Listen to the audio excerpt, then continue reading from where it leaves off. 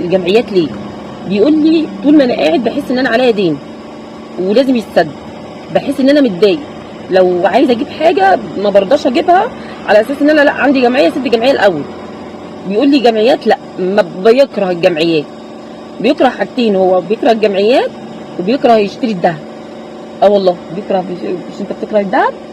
كل ما اقول له نجيب خاتم، كانت الدنيا رخيصه خالص، يقول له مثلا نجيب خاتم، نجيب هينفع بعدين، يقول لي لا لا مش وقت، مش دلوقتي، مش عايزين دلوقتي.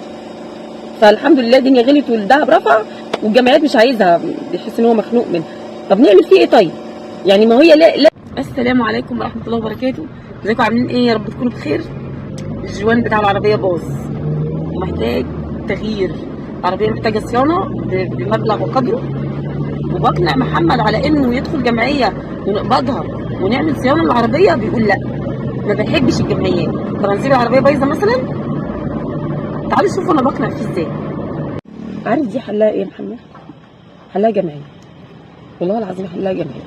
ما تقولش لا اصل 30,000 انت مش هتجيبها في يوم وليله. لا بتعمل لي كده، انت ضد فكره الجمعيه؟ ليه طيب؟ لا حول ولا قوه الا بالله. ليه بتكره الجمعيه؟ ما الجمعيه دي الحل الوحيد ان انت تصلح العربيه. انت طالما طلبت مبلغ زي كده، يا اما تبيعها يا اما تعمل لها جمعيه عشان تتصلح. لا انا اوفر الله المبلغ من الجمعيه، انا المسؤول. هيتوفر ازاي؟ ما هو مش هيتوفر مره واحده. انا عارف انه مش هيتوفر مره واحده. طب وجمعيه لا ليه؟ لا الجمعيه حلوه ولا لا. انت ده هو انت هتاخد فلوس زياده ولا هتدي لحد بالناقص؟ هو فلوسك اللي هتدفعها هي اللي هتاخدها. طب وبعدين؟ وبعدين نعمل ايه في الراجل ده؟ مش عايز يدخل جمعيه عشان يصلح العربيه. طب نغير العربيه، هو مفيش امكانيه لتغييرها؟ عشان مفيش امكانيه لتصليحها يبقى في امكانيه لتغييرها؟ مش هغيرها العربيه، مش هغيرها. ايوه بس طالبه مبلغ في تصليحها. ايه ماشي، ما اي عربيه وارد انها تطلب مبلغ. العربيه باظت، العربيه باظت، يبقى هي بنقضي بيها كل مشاورنا وكل ماشي. ما كنتش هوديك انت باظ. ماشي انا رايحه، ما انا رايحه وانا خايفه. طب ماشي انا جنبي. طب ما تيجي نركنها ونروح مواصلات. تعالى نركنها، انا رايحه وانا خايفه والله. نركنها ونروح مواصلات. لا اله الا الله. كل شويه محمد ينزل يبص على العربيه، كل شويه. ربنا يسترها بقى. لقينا على سكه سفر وبقول له نركنها ونروح مواصلات، ويقول لي لا هنروح بيها. خبط عليها، يا نايمه ولا ايه؟ قول لها تفتح.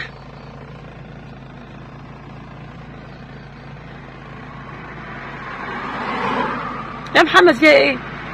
بالله عليك لو شاكك في اي حاجه، ها بالله عليك بلاش نمشي بيها، اركنها في اي مكان وتعالى نروح مواصلات عادي، مش لازم نروح بيها يعني.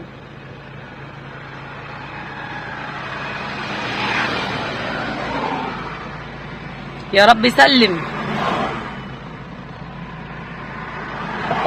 هنقعد طول الطريق كده يا محمد؟ عيني عليك يا عزيزه، كانش يومك. فيها ايه يا محمد؟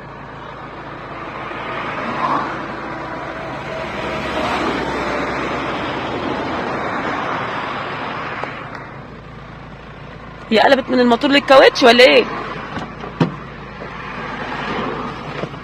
ايه يا محمد؟ فيها ايه؟ ما نزلت لها ليه؟ ممكن يكون في مسمار مش مركون على يعني تسمع فيها صوت؟ يا ابني تعالى نركنها ونسافر مواصلات. يا رب سلم يا مستر، حاسب بقى المطبات.